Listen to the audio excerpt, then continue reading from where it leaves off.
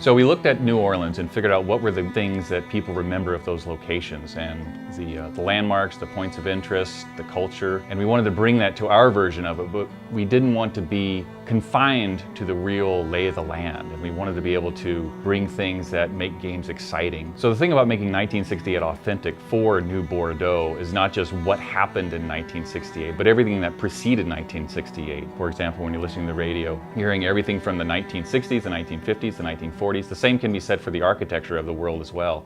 You're dealing with things that have existed for the past century. So with this historical context of what happens in New Orleans and what happens in our version in New Bordeaux, we are able to weave that into the background history of each neighborhood that the player is going to encounter. New Orleans is an old city. There's stuff from the turn of the century, for the 20s and 30s. You know, that's scattered around and people may not be aware of all of that stuff. We structure the city in a way that has you going out into these areas that are very, very unique, but then always in the flow of the game is driving you back through things that are more familiar and more accessible to the new player. What we're trying to do with the city is present this facade of this is New Bordeaux in 1960s and this is how it feels for the people that live there.